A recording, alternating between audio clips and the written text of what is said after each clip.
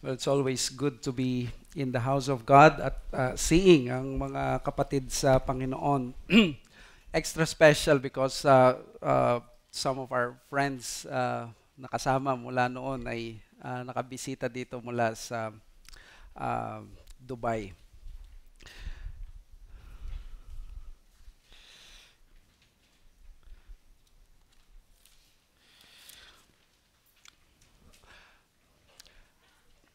Isa sa naging famous news anchors na household name natin sa generation natin ay si Miguel Castro Enriquez. Mas kilala natin bilang Mike Enriquez. He was 71 years old nung siya'y namatay last year, August 29, 2023, due to cardiac arrest habang siya ay nagpapadialysis. Kilala natin siya sa 24 oras at investigador, pero mas kilala siya sa dalawang sikat na linya na ginagamit niya. Tama kayo. Hindi ko alam kung babanggitin ko pa, baka hanggang mamaya sa message ko yun ang nasa isip ninyo. Pero yung isa ay excuse me po at yung isa ay di namin kayo tatantanan. And through the years, marami ang gumaya dito, eliciting laughter. Pero naisip nyo ba kung ano ang ibig sabihin ng second line na di namin kayo tatantanan? Or kung mas magandang itanong ko, kanino kaya mas applicable ito at saan kaya mas applicable? Naisip nyo ba na ang salitang di ko kayo tatantanan ay bagamat lagi nating iniisip kay Mike Enriquez, napakagandang description nito ng biyaya ng Diyos. Applicable na applicable ito sa biyaya ng Diyos. Yes, the grace of God is many things in the scriptures. It saves us from our sins. It purifies us. It transforms us. But there is one particular nature of the grace of God that is so prevalent and that is so notoriously displayed in the life of the patriarch Jacob. And that is the relentlessness of the grace of God. Kung pwede lamang na magsalita ang grace ng Diyos sa pahina na ito, sasabihin niya kay Jacob, hindi kita tatantanan. And that's exactly what happened. Ang ibig sabihin ng relentless sa Cambridge definition natin, the dictionary, it is a continuing in a determined way without any interruption. On a negative example, relentless pursuit of wealth and power. Sabi ng Collins Dictionary, someone who is relentless is determined to do something and refuses to give up, even if what they are doing is unpleasant or cruel. At yun ang nakikita ko sa binabasa nating buhay sa buhay ni Jacob. Kahit unpleasant sa kanya, the grace of God is so relentless that it follows him at hindi siya tinatantanan whether gusto niya yung grace ng Diyos or ayaw niya yung grace ng Panginoon. But that's one of the most amazing things ng grace ng Diyos sa mundong ito. This is the grace of God, and under the pleasure of God it is also relentless to us. How we need this mystifying and soul-humbling nature of grace in our lives. When we do not know what will happen sa buhay natin, when we think we have lost it already, sometimes we think, unsure tayo what will happen tomorrow. May trabaho pa ba ako? Meron pa ba akong pamilya? Meron pa ba akong uuwian? May mga tao nagmamahal pa ba sa akin? Anong mangyayari sa buhay ko? The grace that God has given to us does not only save us, the grace that God has given to us is also relentless, relentlessly pursuing us all throughout these crazy, confusing, discouraging times and clueless years bilang pilgrim sa magulong buhay na ito. Basahin natin ang isang chapter na magpapakita ng relentlessness ng grace ng Diyos sa buhay ni Jacob. Let me read to you the infallible, inspired, inerrant word of God. Genesis 32, verse 1. Jacob went on his way, and the angels of God met him. And when Jacob saw them, he said, "This is God's camp." So he called the name of that place Mahanaim. And Jacob sent messengers before him to Esau his brother in the land of Seir, the country of Edom, instructing them, Thus you shall say to my lord Esau, Thus says your servant Jacob, I have sojourned with Laban and stayed until now. I have oxen, donkeys, flocks, male servants, and female servants. I have sent to tell my lord in order that I may find favor in your sight. And the messengers returned to Jacob, saying, We came to your brother Esau, and he is coming to meet you, and there are 400 men with him. Then Jacob was greatly afraid and distressed. He divided the people who were with him, and the flocks and herds and camels into 2 camps, thinking, If Esau come to the one camp and attacks it, then the camp that is left will escape. And Jacob said, O God of my father Abraham, and God of my father Isaac, O Lord, who said to me, Return to your country and to your kindred, that I may do you good. I am not worthy of the least of all the deeds of steadfast love and all the faithfulness that you have shown to your servant. For with only my staff I crossed this Jordan, and now I have become 2 camps. Please deliver me from the hand of my brother, from the hand of Esau, for I fear him, that he may come and attack me, the mothers with the children. But you said, I will surely do you good, and make your offspring as the sand of the sea, which cannot be numbered for multitude. So he stayed there at night, and from what he had with him, he took a present for his brother Esau, 200 female goats and 20 male goats, 200 ewes and 20 rams, 30 milking camels and their calves, 40 cows and 10 bulls, 20 female donkeys and 10 male donkeys. These he handed over to his servants, every drove by itself, and said to his servants, Pass on ahead of me and put a space between drove and drove. He instructed the first, When Esau my brother meets you and asks you, To whom do you belong? Where are you going? And whose are these ahead of you? Then you shall say, They belong to your servant Jacob. They are a present to my lord Esau. And moreover, he is behind us. He likewise instructed the second and the third, and all who followed the droves. You shall say the same thing to Esau when you find him, and you shall say, Moreover, your servant Jacob is behind us. For he thought, I may appease him with the present that goes ahead of me, and afterward I shall see his face. Perhaps he will accept me. So the present passed on ahead of him, and he himself stayed that night in the camp. The same night, he arose and took to his 2 wives, his female servants, and his 11 children, and crossed the ford of the Jabbok. He took them and sent them across the stream and everything else that he had. And Jacob was left alone. And a man wrestled with him until the breaking of the day. When the man saw that he did not prevail against Jacob, he touched his hip socket, and Jacob's hip was put out of joint as he wrestled with him. Then he said, Let me go, for the day has broken. But Jacob said, I will not let you go unless you bless me. And he said to him, What is your name? And he said, Jacob. Then he said, Your name shall no longer be called Jacob, but Israel, for you have striven with God and with men, and have prevailed. Then Jacob asked him, Please tell me your name. But he said, Why is it that you ask my name? And there he blessed him. So Jacob called the name of the place Peniel, saying, For I have seen God face to face, and yet my life has been delivered. The sun rose upon him as he passed Penuel, limping because of his hip.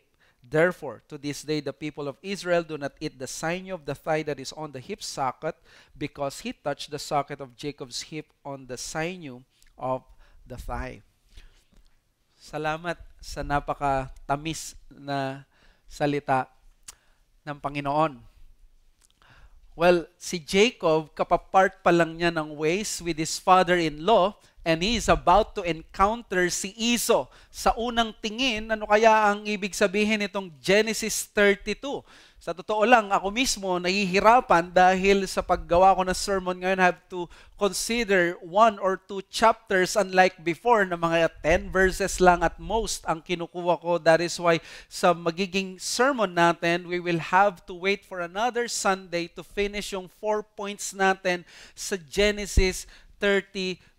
Sa unang tingin, parang nagta-transition lamang ang passage mula sa Jacob-Laban cycle to Jacob-Esau cycle. Di ba? Yun yung cycle dyan eh. Jacob-Esau sa una, and then tumakas siya, naging Jacob-Laban cycle, and then ngayon pabalik siya, Jacob-Esau cycle.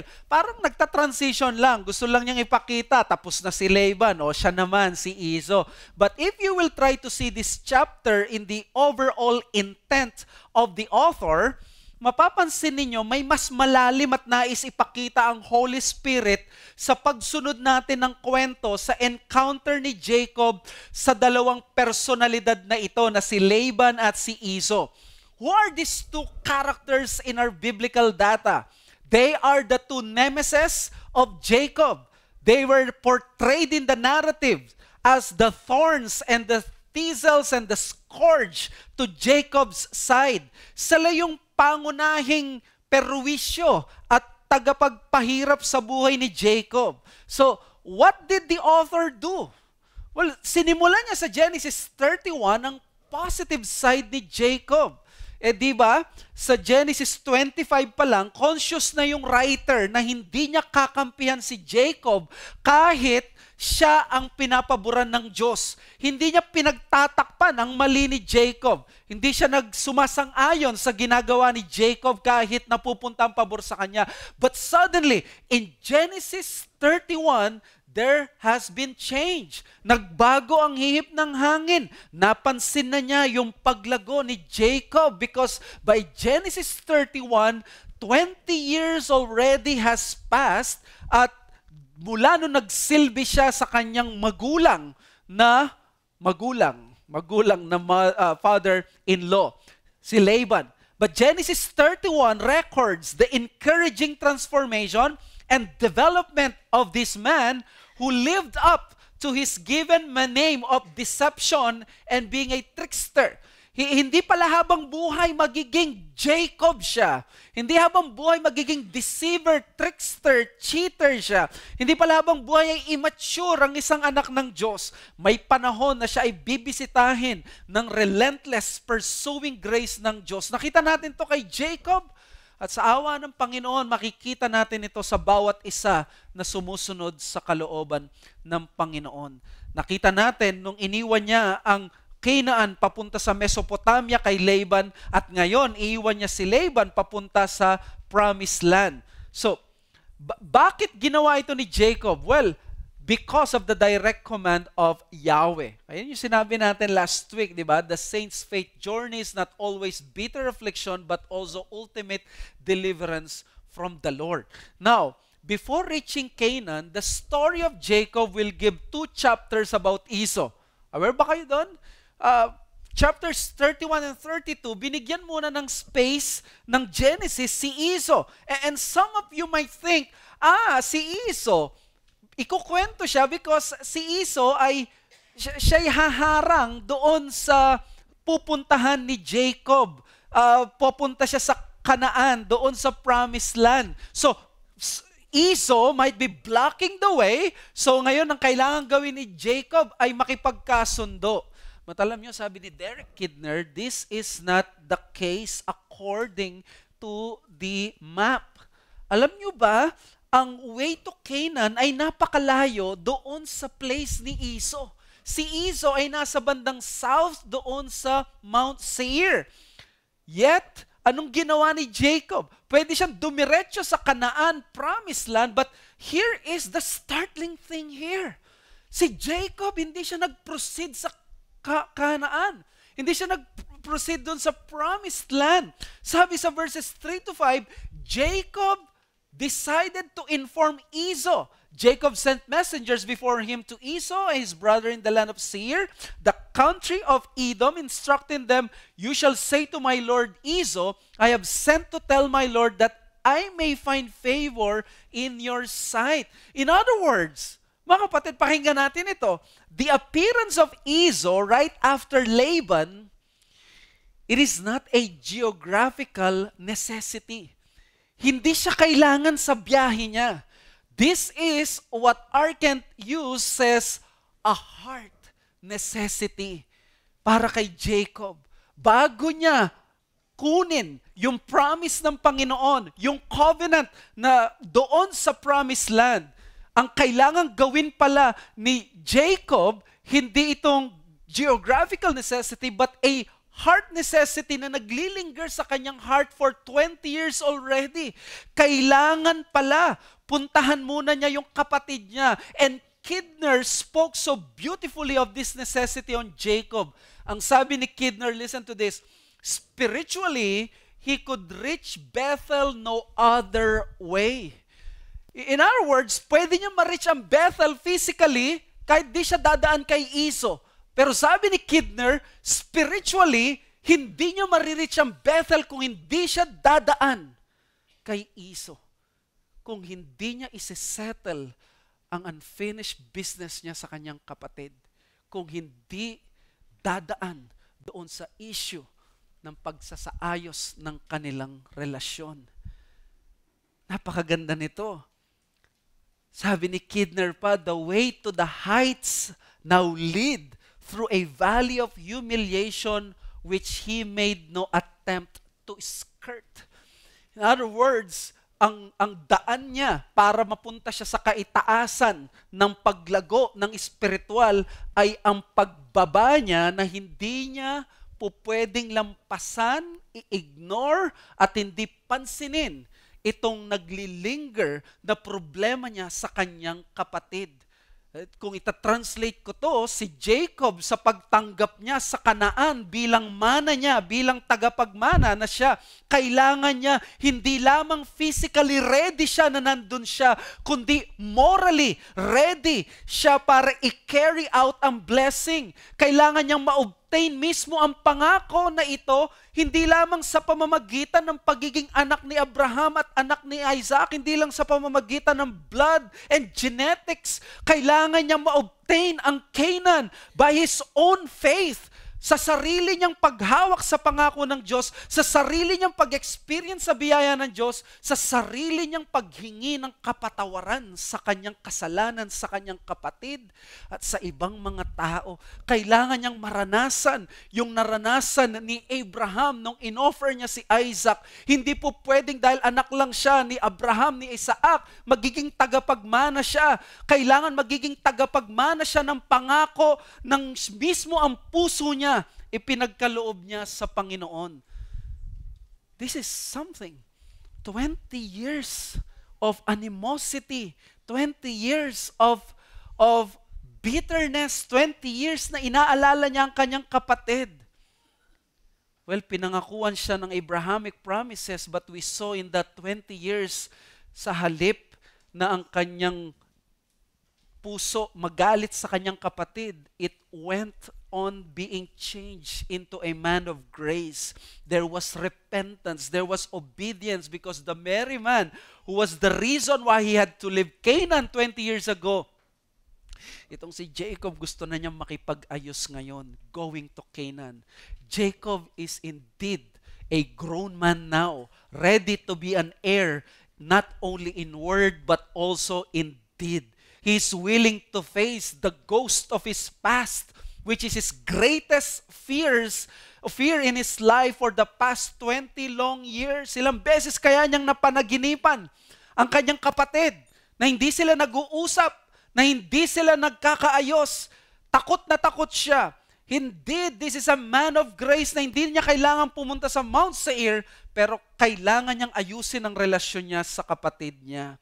No wonder Genesis 32 is sandwiched by its two ends with the visitation and meeting of the angels with him sa verses 1 and 2. And then sa huli ng 32, yung mysterious personality na nakipag-wrestling. Medyo yung verse yung chapter 32, it's all about yung pangamba ni Jacob na papatayin siya ni Esau, pero ang ginawa ng Panginoon, the relentless grace of God, yung angels sa verses 1 and 2, and then yung bandang huli, it is the wrestling.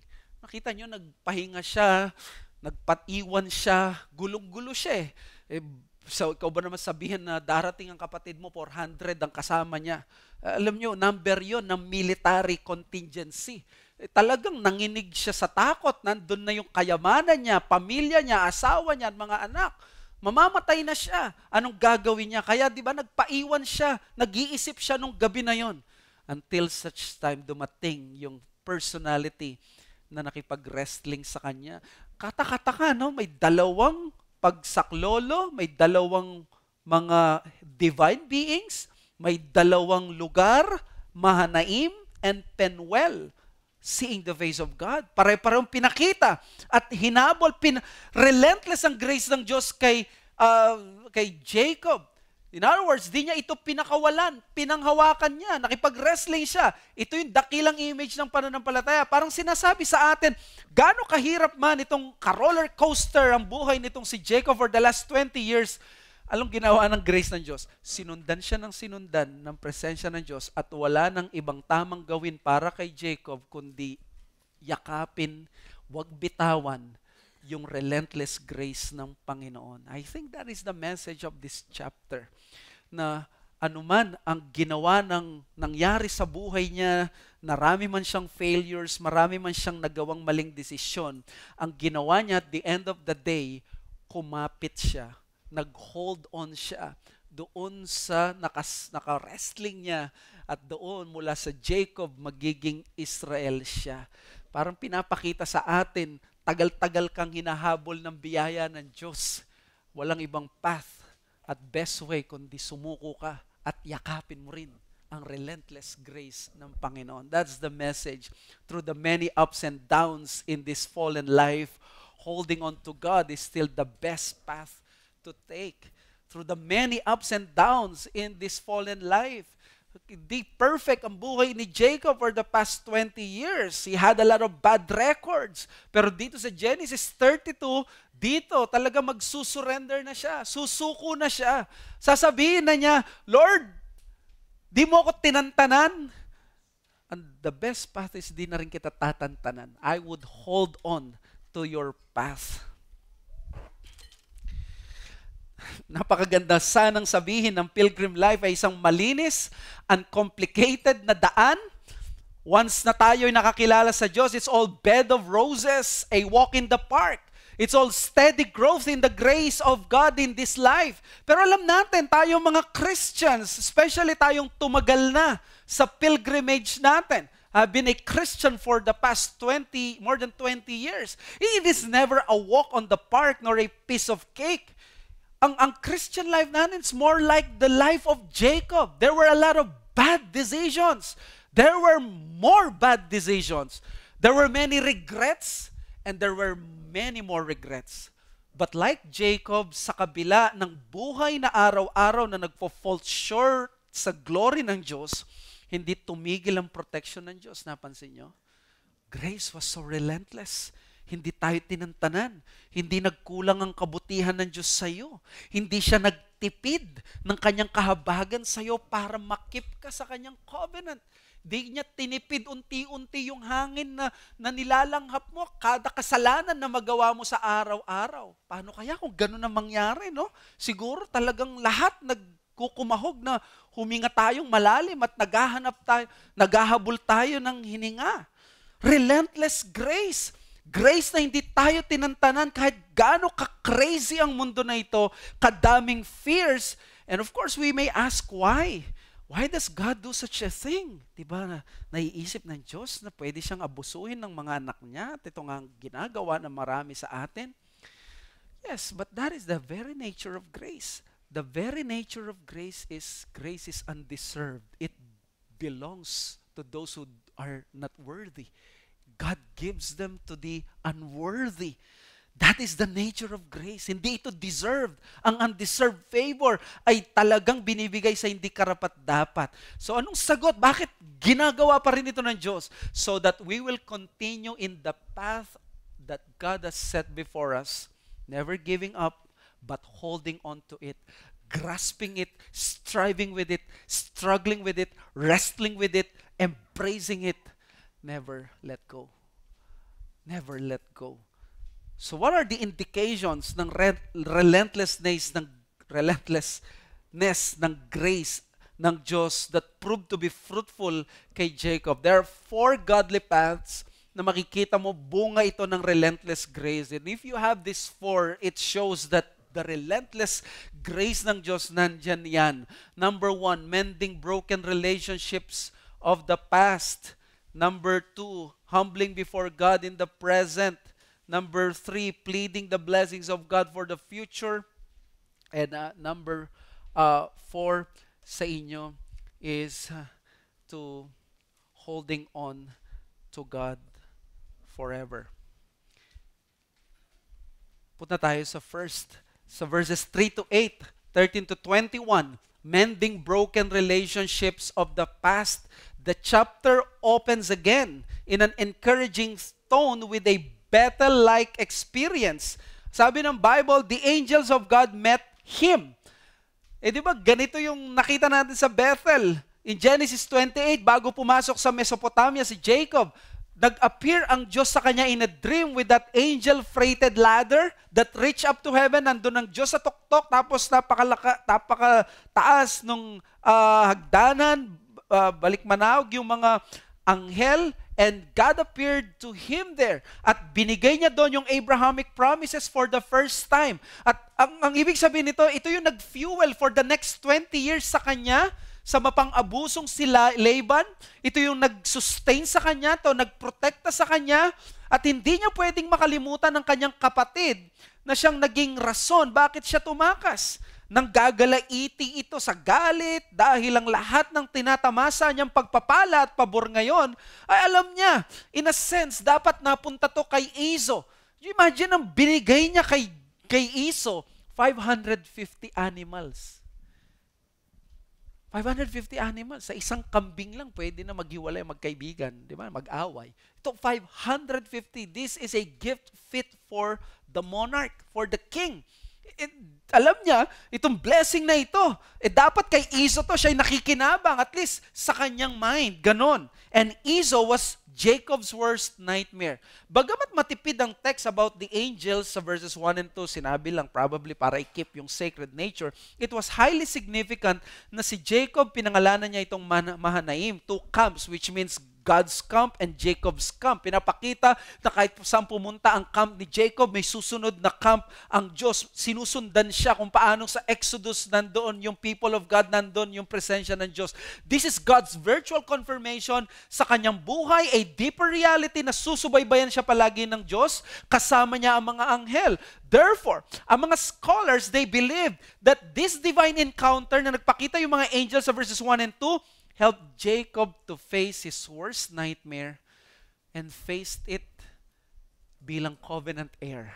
Dati tinatakasan niya yung kanyang kapatid, ngayon haharapin na niya yung kanyang kapatid. Not anymore as a deceiver, but hindi cunning na manggagancho, manloloko, but a man with sanctified mind and behavior. Ang gagawin na niya, papasuyo na niya yung kapatid niya at makikipag-ayos na siya. He would mend the broken relationship he had with his brother Esau. And here's what Jacob did. Nagpadala siya ng mensahero, bumalik ang mga mensahero. Alam niyo, kung ako si Jacob, ay ifa-fire ko kagad yung mga messengers ko na pinadala. Tatanggalan ko sila ng posisyon. Could you imagine, pinadala ko sila para mawala yung pangamba ko. Bumalik sila, sabi nila, babalik daw si Esau, 400 ang kasama nila. Sabi ko, binayaran ko pa kayo. Well, dito sa verse 9, natuto na siyang manalangin. Then, gumawa siya ng paraan after niya manalangin, ganito ang gawin niyo. Galingan niya eh. Ilagay mo dito, dyan, tapos dito kami. Para ma-fascinate muna si Esau pag nakita niya yan. Ganun, dami. Lalambot na yung puso niya pagka-reach kay Jacob sa bandang likod. Ganun ang ginawa nitong taong ito. So, mautak siya, no? But notice his humility. I have oxen, I have donkeys, I have flocks, I have male servants and female servants. Idagdag mo pa yung bukang bibig niya na, my Lord, at your servant. Nang malaman nalaman niya na 400 ang sasalubong sa kanya, Jacob created a strategy para maapis ang kanyang kuya. A parade of extravagant gifts as a generous payback sa kanyang kasalanan kay Esau, 550 animals. Verses 13 to 15. So he stayed there that night, and from what he had with him, he took a present for his brother Esau, 200 female goats, 20 male goats, 200 ewes, and 20 rams, 30 milking camels and their cubs, 40 cows and 10 bulls, 20 male donkeys and 10 male donkeys. Pinadala na niya yung buong rancho sa kanyang kapatid. Now, most commentators agree that this is a genuine gesture of reconciliation to his brother. Jacob is now showing hindi lamang yung para makalusot siya sa problema, he is showing what an heir of the covenant of promise should behave. Willing siya na i-compensate at mawalan siya ngayon. Hindi siya makapandaya, siya ang mag-give up ngayon ng kanyang property. Siya ang magbigay. Jacob is giving at turning this grace of God has turned him into a spiritual man. Not, of course, by prioritizing not anymore yung kanyang possessions o paano siya makapag-take advantage, but he's showing it by giving everything up just to mend his past. What is the point here? To a man who's tasted the relentless grace of God, no amount of earthly goods can outweigh the godly value and joy of mending broken relationships and pursuing reconciliation. Mga kapatid, ang tunay na nakatikim ng biyaya ng Diyos, mag-iiba ang panlasa niya sa mundong ito. Ang panlasa natin dati magpayaman, magkaroon ng kayamanan, magkaroon ng ganitong kasikatan, power, lahat ng kaligayahan sa mundo. But suddenly, when you and I have tasted the grace of God, yung relentless grace of God, something that has been changed sa ating palate, we begin to long now. Hindi yung binibreak ang mga relationships. We long to reconcile, to restore relationships. We want forgiveness, and we want to extend forgiveness. This is a treasure not many in this world knows. And they haven't discovered it yet.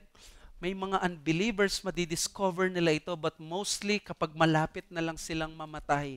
Alam niyo, mga taong malapit ng mamatay, ang kanilang laging sinasabi, dapat in-spend nila yung buhay nila at yung maraming panahon nila at yung kayamanan nila sa pag-mend ng broken relationships, sa pag-i-spend ng oras nila sa mga mahal nila sa buhay by building bridges instead of erecting walls, by making friends instead of making enemies.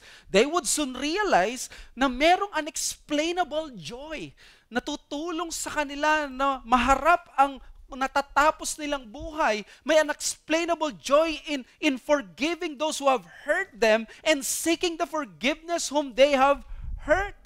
Pero nakakalungkot, hindi naiisip yan ng marami ngayon because they are deceived.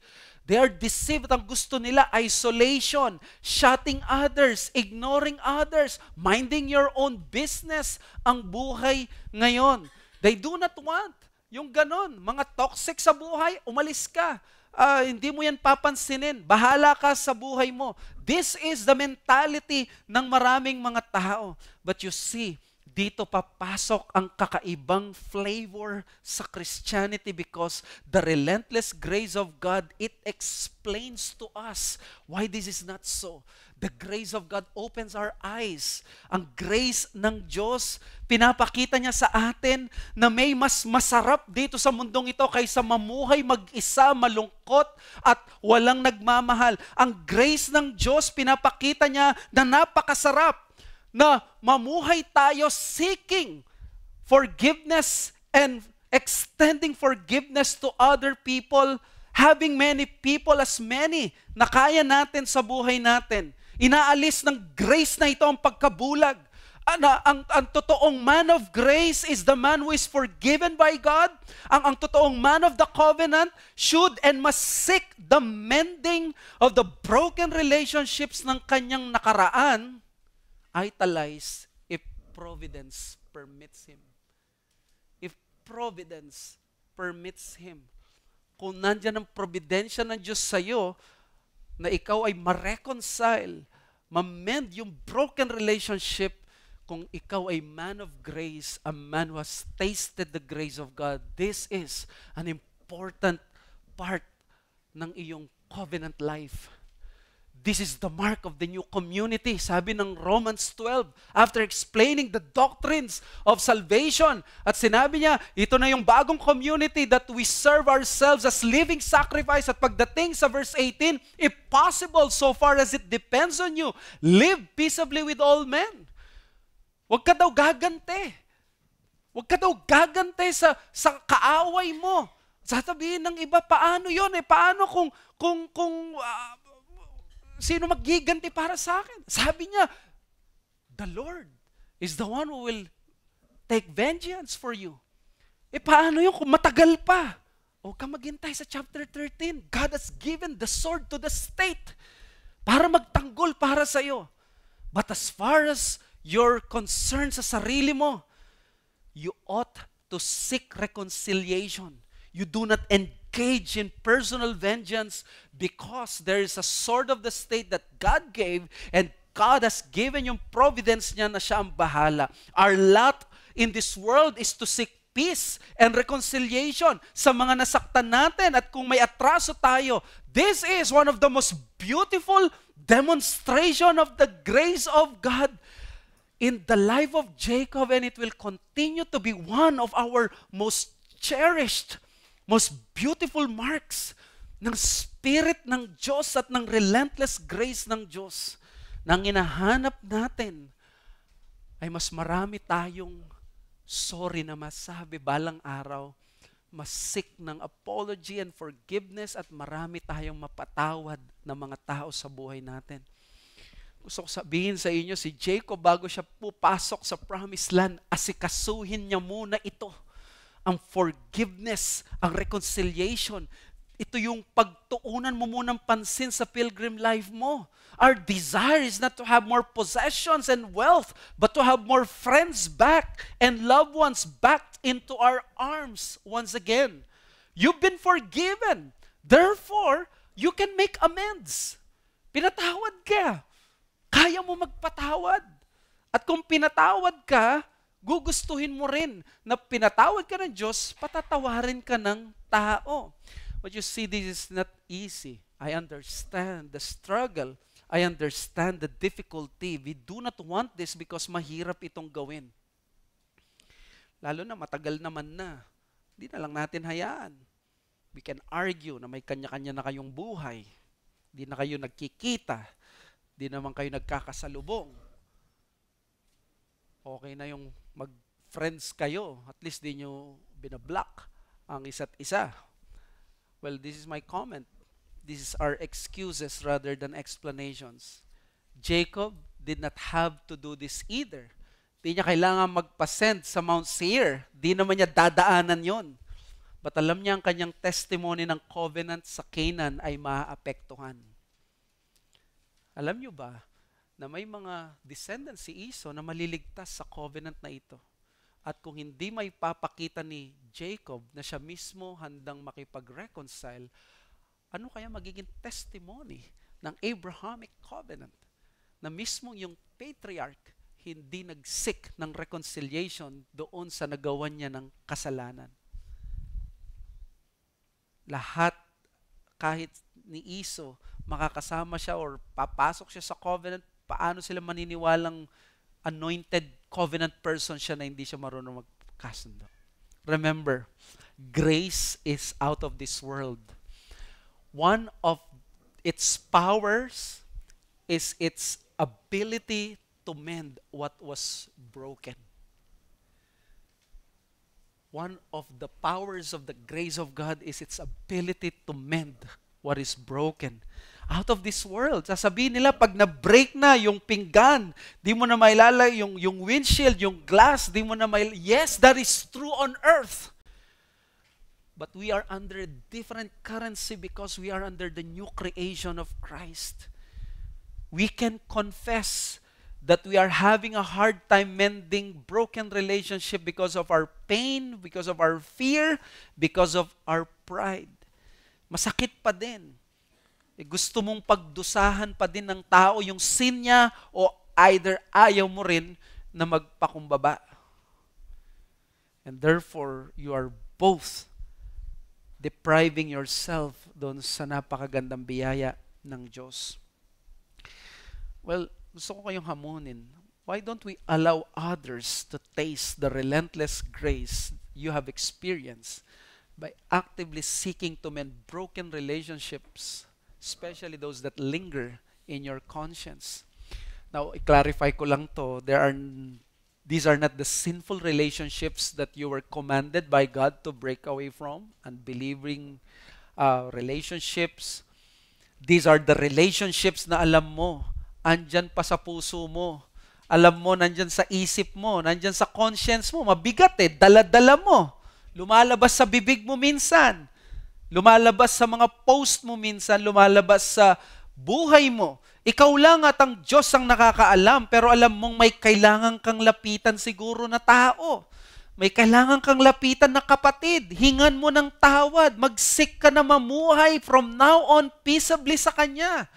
Hindi mo nagagawa marahil dahil nasanay ka sa culture na hindi naman nagsisik ng amendments or ng pagme-mend ng broken relationships. Inahayaan na lang natin. Well, broken relationships are like wounds. You cannot just allow them to fester. Pwede itong maging lumala, maging gangrene. And they ought to be treated. They ought to be sanitized and applied the medicine of the apothecary. And that medicine is the gospel, the only remedy doon. Because the gospel says you have been forgiven sa lahat at dami mong kasalanan. Now forgive your brother. At ganun din ang gagawin nung tao kung ikaw naman nagsisik ng forgiveness. Be willing at mag-go out of your way ka katulad ni Jacob. Kung kailangan mong gumastos, bigyan ng 550 na kamelyo, na tuta, o ng pusa, gawin mo. Kung kailangan mong mag-go out of your way, kailangan mong tawagan, wag mo nang patagalin pa. Imagine mo kahit yung Marvel movie na yung si Avengers, tinawagan si Steve Rogers. Huwag mo nang patagalin pa habang tumatagal, lalo kang humihina yung conviction mo na dapat mong gawin. Ang agarang pagsisik ng reconciliation sa taong nasaktan mo ay pag-a-apply ng gamot na hindi ito lumaki pa o lalala. Pag mas lumaki ang sugat, mas malaki ang peklat. Kaya't hanggang maliit pa, gamutin na ito ng ebanghelyo at biyaya ng Diyos. Now, I understand may ibang mga relasyong hindi possible ang reconciliation. Ang forgiveness, kailangan mo lang ikaw at ang Diyos. Kahit di humingi ng tawad, ang tao, pwede mo siyang patawarin. But reconciliation, it takes three. God, the offender, and the offended. Kailangan magkasundo ang tatlo na yan. So, I know there are some cases na hindi magiging possible na ito because probably hindi pwedeng yung complicated ng nature ng mundo. It may involve crimes, sins like murder or rape. But what I'm saying here is the resolve in your heart to seek it kahit ano pa yan when the providence of God allows for it. To do it, to seek it. Isa sa napakasarap ko natanggap na tawag sa buhay ko when I was in sa Starbucks waiting for my daughter nung nag-aaral siya. And someone called me sa phone. And he was saying sorry sa nagawa niya sa akin. And he was saying na dapat matagal ko na itong ginawa. Tagal ko na dapat tinawagan ka. Ba't hinayaan ko yung maraming mga panahon? Do you imagine? Every time na nakikita ko yung taong ito, I'm so thankful to the Lord. I can embrace and hug Him ng napakahigpit.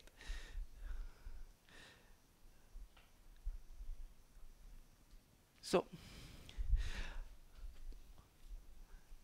Proverbs 18:19, ang sabi ng Bible, a brother offended is more unyielding than a strong city, and quarreling is like the bars of a castle. Mas mahirap daw mawin ng na-offend na kapatid kaysa sa isang syudad na malakas. In other words, napakatinding effort ang kailangan gawin. At si Jacob, he gave everything na kaya niyang gawin, giving up yung possessions niya, nagpasensya ng messenger, he was praying all night. Mas lalo mong applyan ng gospel at grace ang bagay na ito. Ang hirap may balik ng taong na-offend dahil sa ating kasalanan. Yung alam niya na yung kasalanan mo, wala kang maitatago, wala kang mailulusot, na nagkamali ka talaga. Katulad ni Jacob, tayo mababalot ng takot at hindi natin alam ang gagawin natin. Saan tayo aasa? Umasa si Jacob. Alam niyo, isa sa pinakagusto ko actually sa Genesis 32 is verse 21. So the present passed on ahead of him and he himself stayed that night in the camp. After na niya malaman 400 na taon pupunta sa kanya mula kay Izo, walang text message, walang Twitter, walang anumang communication to. Ang alam niya, ang last words about him is this man was hell-bent to killing him. And then 400 men, talagang i-slaughter, massacre sila. Sa verse 21, sobrang nakakaiyak ito actually, that he himself stayed that night in the camp. Isipin niyo si Jacob. Tingin ko tuliro ito noon, hindi niya alam ang gagawin niya. Inisip niya, baka ito na yung huli kong gabi. Inisip niya, matatapos na kami, mamamatay na kami bukas. Wala na akong magagawa, wala na si Laban, wala na akong Mesopotamia, wala na akong masasandalan. Nandito kami sa wilderness, mamamatay na kami. He was so alone. Yet what happens sa verse 22, the man wrestled with him. Di niya binitawan. Kaya napakaganda nitong passage na ito na aasa tayo at the end of the day sa intervention ng Diyos. Sa mga kailangan magpatawad, baka kayo ang nasa lagay ni Iso, baka kayo yung sinaktan, baka kayo yung iniwan, baka kayo yung ginawa ng masama, baka kayo yung katulad ni Iso niloko, may rason kayo para maningil at gumanti. But the question is this: is Iso better than you? Are you not better than Iso? Do you mean to say that Iso, the man who is the very embodiment of the worldly man, the zenith example of the Bible ng isang worldly person, is better than you? Kaya niyang kalimutan ang mapait na ginawa ng kanyang kapatid sa kanya, tapos ikaw na may biyaya ng Diyos, hindi mo kaya? You are not Iso. In Christ, you have a new heart. You have a new nature. You have a new name. You're written down in glory. Binagong puso. Kayang kalimutan at talikuran at bitawan ng pait ng nakaraan. Kayang balikan ng nakaraan para isara ito at mamuhay ng wala ng sugat na nakabukas at nilalangaw dahil ginamot na ng biyaya ng Panginoong Yesus. Kapatid, kung may ganito kang nararanasan, pait, sakit, o kaya naman, meron kang hindi masettle na problema sa isang kapatid, listen to this. Maliit ang mundo mo, maiksi din ang buhay mo. Akala natin minsan may mga panahon pa tayo para magtanim ng sama ng loob at alagaan yan sa mahabang panahon. At kaya mong i-withhold ang kapatawaran sa isang tao. Pero ang totoo, ganito, tumatanda ka na, humihina ka na, lumiliit na ang mundo mo, nagsasara na ang mga bintana, lumalangit-ngit na yung mga pinto ng buhay mo. Nanginginig na minsan ang tuhod mo, natatanggalan na yung mga ngipin mo, nagkaka-wrinkles ka na, nagkakalimot ka na ng susi. Kanina nandun lang, naiwan mo na kagad, nakalimutan mo, sasabihin mo pa, o at least hindi ko naalala ko habang nasa daan, kaysa yung nasa opisina ko, doon ko naalala.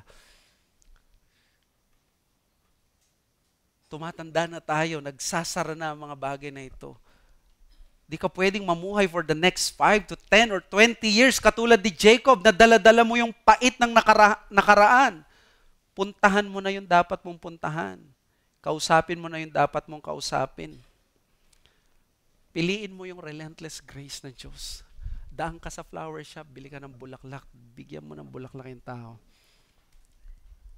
Ang iba sa inyo dito, may sama kayo ng loob sa inyong mga pamilya, mga magulang, Mga magulang na hindi nyo mapatawad dahil sa kanilang mga nagawang kasalanan sa inyo. Mga anak na hindi nyo kayang matanggap dahil sa mga desisyon na hindi ninyo nagustuhan na ginawa nila. Meron sa inyo mga kapatid mismo ninyo, hindi nyo kausap. May mga alitan kayo na hindi nyo marisolba. Anong gagawin mo sa kakarampot na buhay mo? Magkakasundo kayo kapag malamig na bangkay na ang magulang ninyo at magkasama kayo doon sa burol. Si Jacob, after 20 years, the moment na umuwi sa kanila, ang unang hinanap niya ay ang kapatid niyang ginawa niya ng kasamaan. Alam niyang unworthy siya na mapunta siya sa Kanaan kung wala munang pagpapakababa ng puso at walang paghingi ng kapatawaran. Si Esau, ang tagal niya siguradong tinangkang patayin si Jacob. Siguro nag-search pa yan sa Facebook, hanapin lang niya itong si Jacob pero hindi niya mahanap. Ngunit anong ginawa niya after 20 years, the first time na siya ay magkikita? Sa Genesis 33, ang gagawin ni Esau, yayakapin niya ang kanyang kapatid at hahagulgul siya sa pag-iyak. Dahil alam niya at the end of the day, sila lang ang magkapatid na magkasama. Magkakaroon sila ng isa sa pinakamatamis na yakapan at reconciliation sa Biblia. Salamat sa Diyos sa kwentong ito ng gospel ng biyaya ng Diyos. Relentless ang grace ng Panginoon. Isa sa lagi kong pinapaliwanag sa mga funeral services ko ay ang isang kailangang aspect, important ingredients ng pag-grieve. Alam niyo, isa sa important aspect ng pag-grieve na hindi ito tinuturo ng iba, I made sure, babanggitin ko ang one word na ito, closure. Ang tamang pag-grieve mag-e-end sa closure. You will have 3-4 nights na mag-grieve ka. But the moment na isara yung kabaong at di mo na makikita yung labi na mahal mo sa buhay, dun dapat magkaroon ka ng decisive moment yun sa'yo na magkaroon na ng closure. Bakit?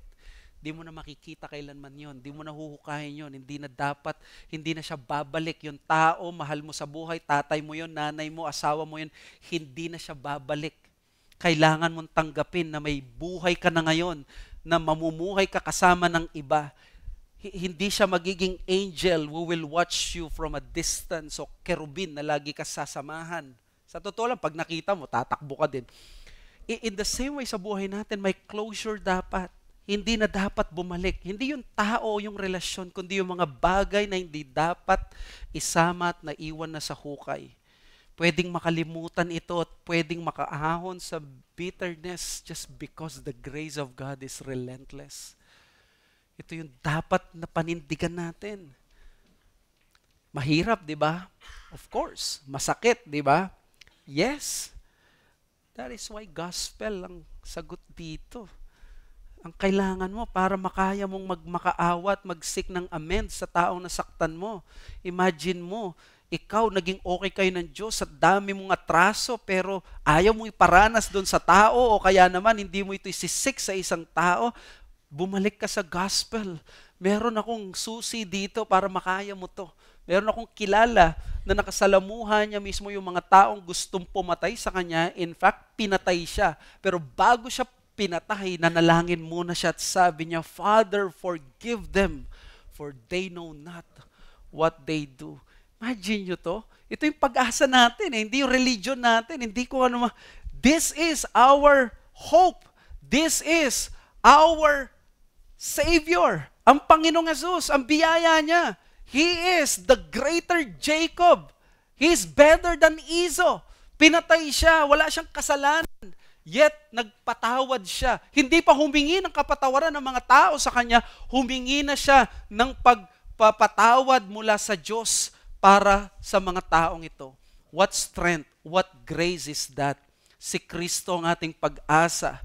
Kaya pwedeng tayo maghingi ng forgiveness at magpatawad. Siya ang ating example at siya ang ating hope para magawa ang bagay na to. Sabi ni Warren Wiersbe, a guilty conscience often makes us see the darkest possible picture.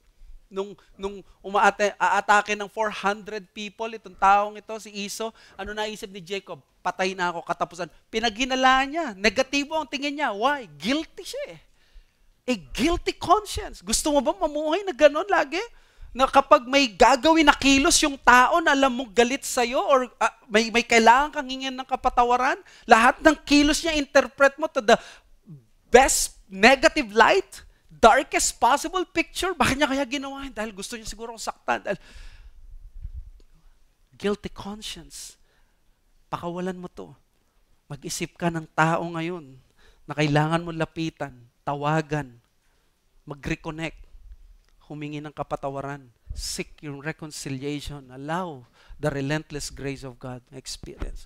Nung panahon na naghiwalay ang mga fundamentalists at yung mga evangelicals, naghiwalay sila, may mga evangelicals na tawag sa kanila mga neo-evangelicals, modern evangelicals, nag-compromise sila at yung medyo conservative type na mga fundamentalists, tingin sa kanila mga compromisers. They felt na na-betray sila kasi, nakisama sila sa mga medyo liberal na mga institutions at lahat ng ganito para makuha yung academic admiration ng iba. Ang isa sa intellectual na naging neo or new evangelical ay ang isang kilalang author at theologians by the name Carl F.H. Henry. Si Carl F.H. Henry, kasama ito sa mga fundamentalists. But there was a time, nung later on na naging compromiser siya, negatibo ang tingin sa kanya ng mga fundamentalists. But there was one story, nung may sakit itong si Carl F.H. Henry, nandun siya, malapit na siya mamatay, yung mga brothers niya from fundamentalist fence, pumunta sa kanya. Dinalaw siya. At sabi nung isang dumalaw sa kanya,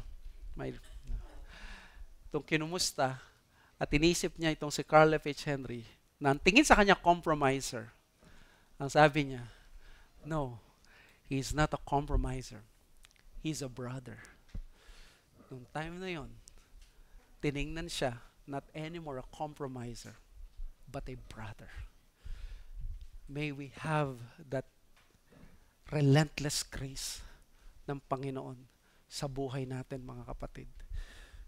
Try to call that person. Try to ask God the grace to forgive and to ask for forgiveness. Let's pray. Father, we thank you sa aming rinig na ito.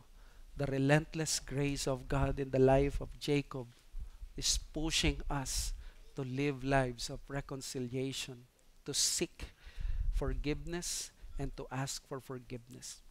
Have mercy upon us, Lord, sa bagay na ito. And help us na ma-embrace namin ito. Bigyan mo kami, patawarin mo kami sa pagmamatigas namin. Marahil may mga anak dito, kailangan nilang isik ang kanilang mga magulang. May mga kapatid dito na kailangan nilang hanapin ang kanilang mga kapatid. Kailangan nilang kausapin ang mga magulang, kailangan nilang kausapin mga anak nila, ang mga kapatid, magkaibigan, na sa gayon we should live peaceably with all men. Lord, have mercy upon us. Hindi pwedeng tanggap lang kami ng tanggap ng grace, yung relentless grace, but we're not willing to extend it sa ibang mga tao. Thank you, Lord Jesus, who showed to us that this relentless grace pwedeng maipasa sa iba sapagkat pinasa mo ito nung nasa krus ka. Salamat meron kaming model. Salamat may hope kami because if we trust you sa pananampalataya, sa kaligtasan, sa mga kasalanan namin, you will give us this new nature by faith in your name. We thank you. We ask this in Jesus' name. Amen.